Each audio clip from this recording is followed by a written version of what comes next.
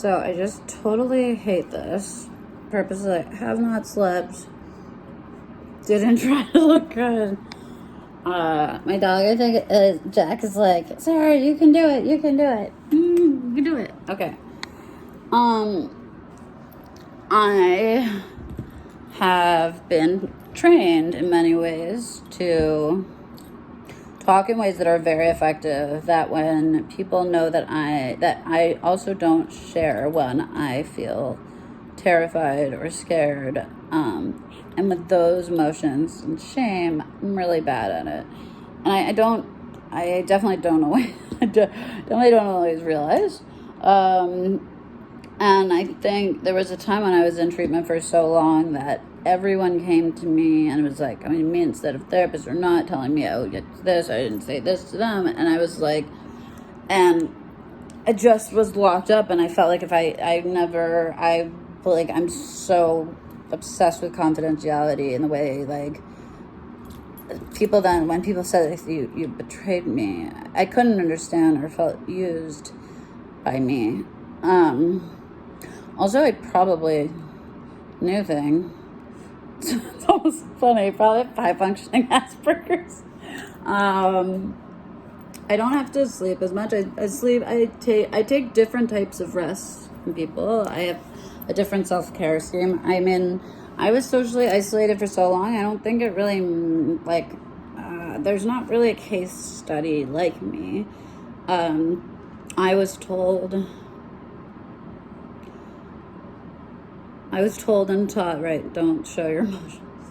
But I was told that I didn't deserve to be back in society for like 15 years, off and on. I was told I was a drug addict when actually, like, someone had drugged me, and it was a real, an actual real situation where he used me in ways that I don't feel comfortable talking about yet, and drugged me, and I was in the ICU for 2 weeks, and then I got sent to rehab. Also, I couldn't admit it, even when the nurse had told me. I felt so much shame that I chose to trust the wrong people a lot. And I think drove people totally nuts, trying to be but come push and pull. It's like this funny thing. It was like a therapist. It's like this, like, come here. I can't. Like that's kind of the best way to explain. A lot of people call it BPD, but it's mostly just personalities. We all have totally different personalities, and we're all affected by each other so much. I nearly gave up. I've never taken a recording of myself. I'm looking at myself super weird. Hello.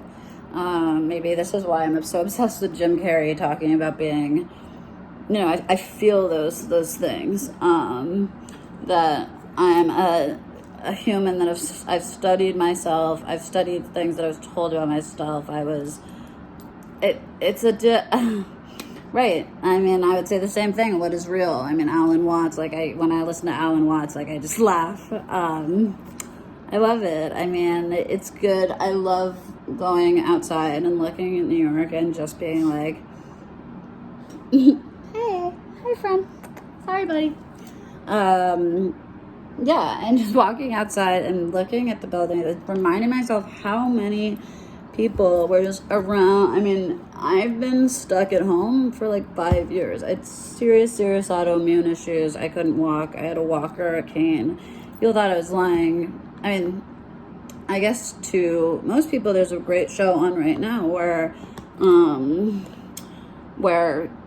John McEnroe is narrating, and it's called Never Have I Ever. It's almost hard for me to talk about. I lived in India for 2 years or maybe 3, off and on, and it was like the most dear place to me ever, just ever. I think my obsession for these little nuggets, and I've trained a few service dogs. He's just my man, and I feel very lucky to have gone through a multitude of things, and then tortured myself. And just like, and until I could laugh about the absurdity of my life, or being like, oh my God, I'm so upset. Like, I'm gonna sit. I sat in the bathtub, like, naked. I was like, I'm so fat. I'm like, I'm a fat baby in a bathtub. I mean, just, I had to call my friend, and my friend and I both ironically, like, feeling the exact same way and not telling each other. And I just worry about, I really worry about us. I've been isolated for a very long time, and when you're isolated with people or without people, like, your mind, what you think, like, your thoughts are not you, like, not at all. Please, this you can look up. Like, emotions are things that, there's like really two main principles about emotions. One, you can't really control them, so like as much as you can like roll with it, like Seth Rogen in that way, like, he rolls with it. And a lot of people, I think, attribute that to weed. I see weed very differently, and I teach about it. One, there's no side effects. Two, it's also, I have PTSD. It's for PTSD. But there's another part that helps me really reflect in a different way, completely. And I wrote 2 books. I never published them because I was like, oh my God, I'm a terrible writer. And it's like, there's editors for that. I'm not a writer, but I have always wanted to tell my story in the way that, sure, I grew up on the Upper East Side. I have like a pretty sweet pad. I've also been homeless, like, off and on in my life. I dedicated my life to like working for hospice. I actually, like, so much so, was so disgusted that and ashamed that I had money and other people didn't. I would lie. I would, at summer camp, I would lie and say that I lived at like the 40th in like York or something. Like, I essentially was telling people I lived at the UN, because I noticed when people recognized that I grew up on Fifth Avenue, rent stabilized, like, my parents worked there.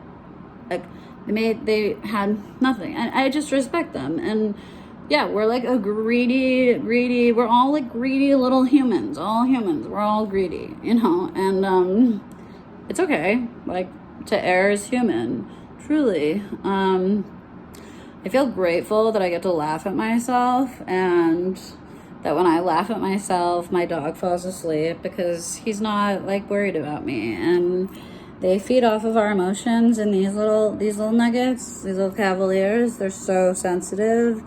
You know, like, I noticed, like, I really stressed him out. The vet wanted to put him on meds. I posted this video, and anxiety meds, and a week later I'm playing, you know, and I pushed, like, pulled back, took him out, like, just my fear was affecting him. And, you know, making this site has been incredibly stressful for us. We made it to share, like, genuinely just to share, and there are many projects that we're going to do later. I mean, there's a lot of fun stuff coming down the pipeline.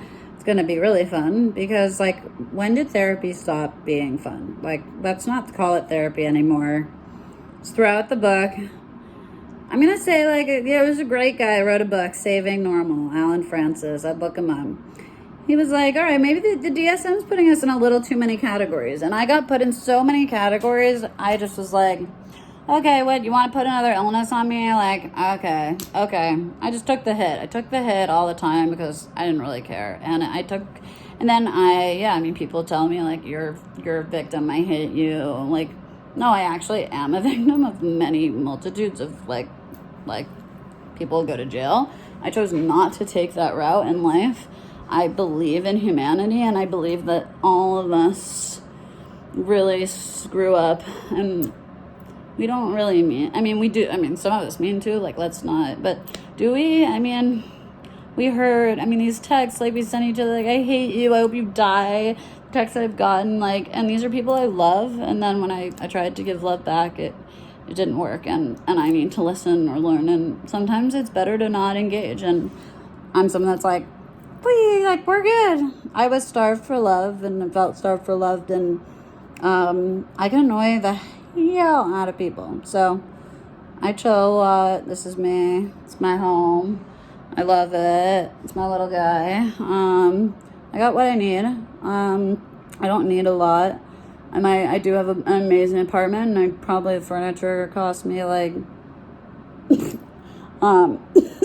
like, okay, like probably like less than $2,000 to furnish an entire apartment. No, less. Anyways, I guess I'm just saying, like, I felt lucky in a way now that I was so isolated because I missed, I can be way more annoying, but I missed this craze of kind of like this evil, greedy, and like, I don't like it. I don't think we need to do it, and I really believe, like, Watson's, our website, TCH, we haven't told you yet, but tell you what TCH means.